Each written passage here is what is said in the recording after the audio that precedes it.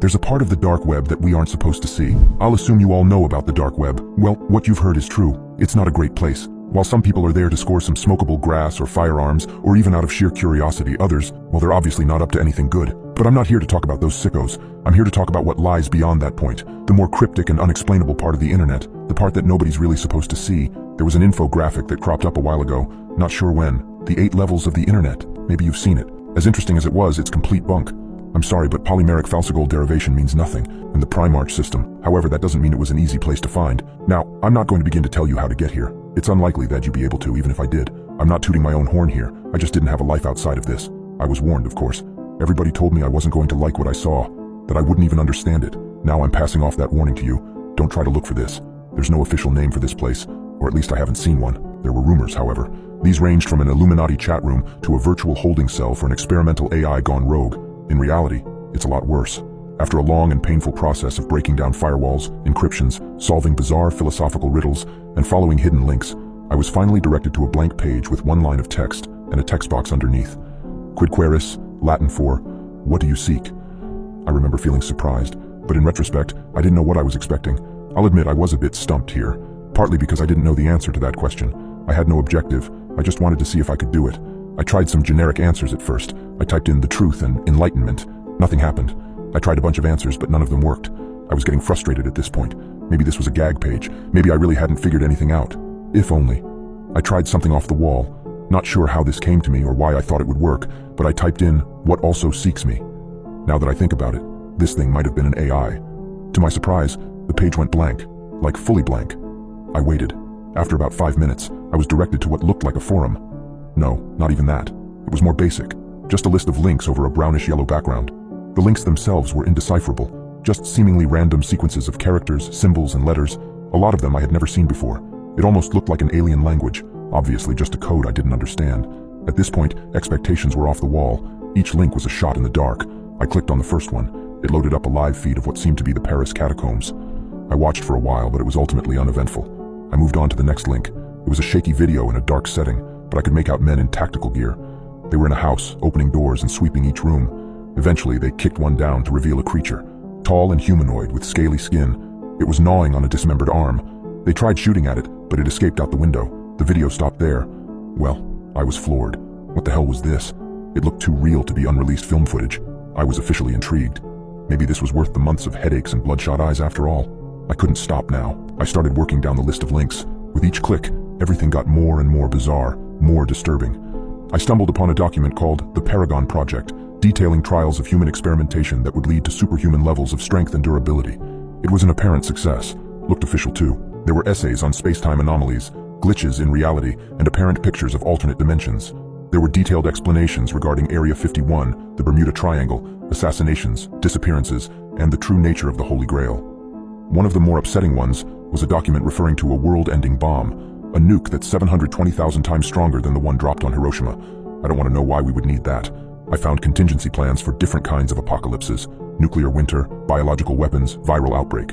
Some more peculiar ones were called the Marianas Trench Abnormality, the bluntly labeled Strange Man on the 15th Floor, and one simply referred to as Blackout. Recovered logs of skinwalker hunting expeditions, 911 transcripts from residents of a town in Texas that went missing in 1977, and even the journals that belonged to the people involved in the Dyatlov Pass incident.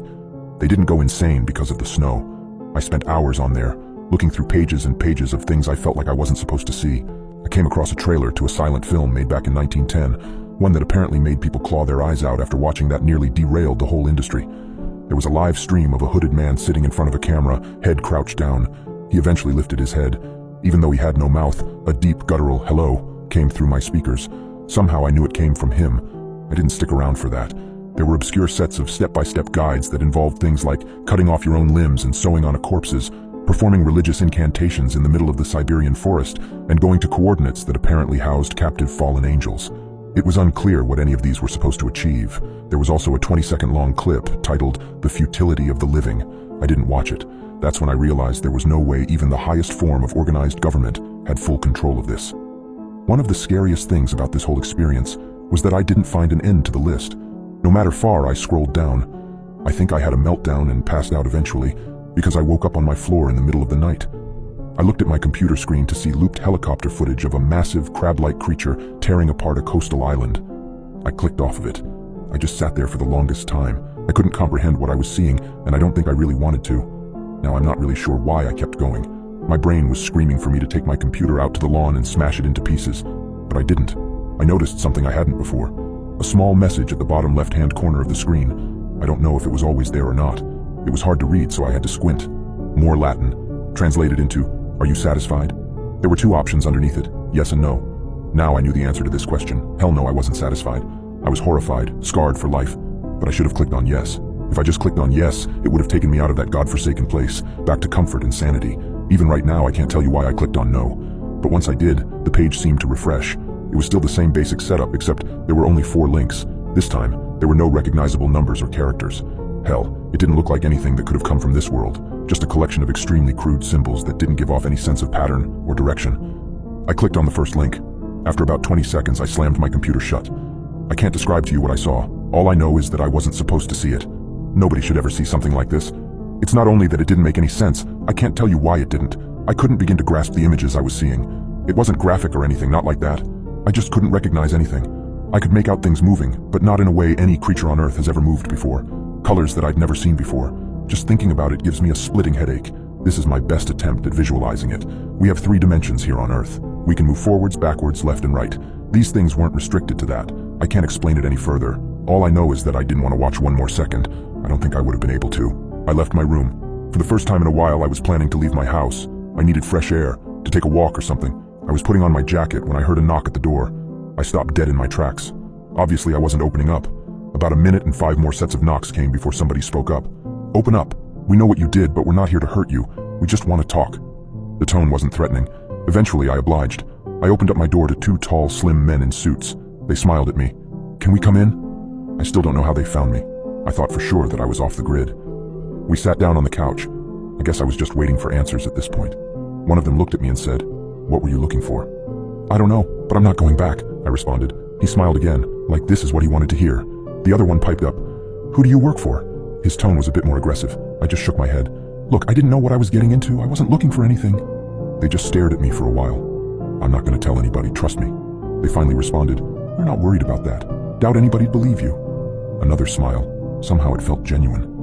"We just wanted to know what your priorities were." In retrospect, that was a very strange question. "Just do us a favor and we'll leave." I perked up. "Give us the device you used to access it." I didn't ask any questions. I ran upstairs and basically tossed them my laptop. They both smirked at me one last time before heading for the door. Just as they were about to leave, one of them turned back.